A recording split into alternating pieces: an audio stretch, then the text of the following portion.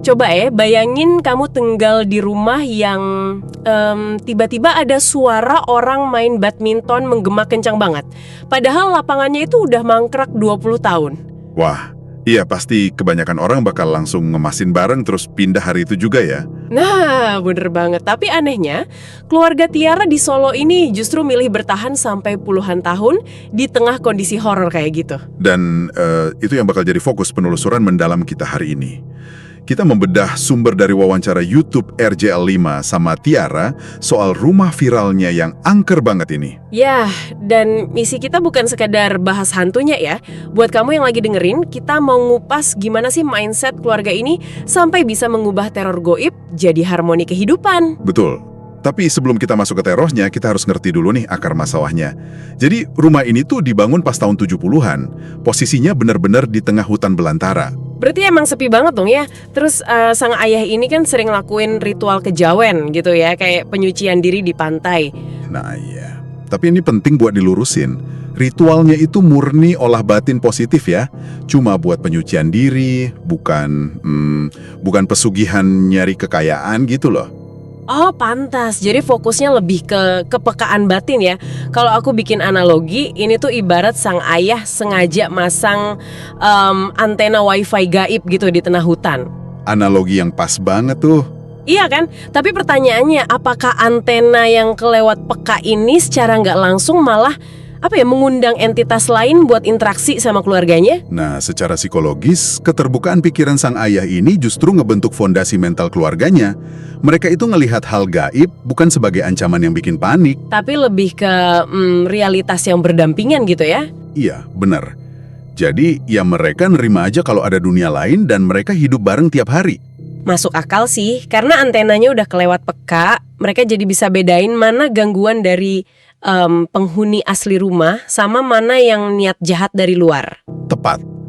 Kayak contohnya ada fenomena skuter nyala sendiri itu di tengah malam. Ya tunggu, jujur aku agak skeptis soal skuternya nih. Maksudku, itu kan skuter tua ya, bisa aja kabelnya lapuk terus korslet listrik biasa kan. Logikanya sih gitu.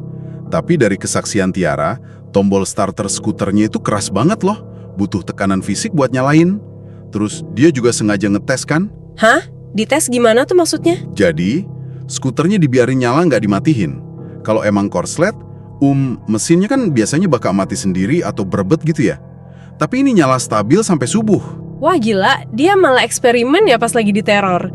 Tapi, di luar gangguan iseng itu, ada serangan yang lebih parah kan? Kayak ibunya yang mendadak muntah darah. Iya, dan Tiara sendiri sempat diserang sosok genderuwo hitam raksasa pas lagi tidur. Belum lagi ada tetangga yang lihat pocong berwajah darah. Serius, pocong berwajah darah. Itu ngeri banget sih. Kalau udah kayak gitu kan bukan iseng lagi ya. Nah, itu poinnya. Pendeta sama orang pinter yang datang ke sana yakin banget kalau serangan fisik itu jatuhnya santet. Semacam kiriman gaib gitu. Oh, jadi ada polanya ya. Entitas lokal kayak kuntilanak yang suka nangis atau ketawa itu cuma numpang eksis aja. Bener banget. Bahaya terbesar justru datang dari sihir eksternal. Maksudnya, dari niat buruk sesama manusia yang emang pengen ngancurin keluarga itu. Ngeri ya manusia itu. Tapi kalau intensitas terornya sampai ngancem nyawa, pertanyaan paling logisnya, kenapa mereka nggak jual aja rumahnya? Karena buat Tiara, rumah itu nyimpen memori masa kecil yang nggak bisa digantiin sama apapun. Wah, ini dalam banget sih. Jadi nilai sebuah memori itu bisa ngalahin harga properti dan rasa takut mereka tiap hari.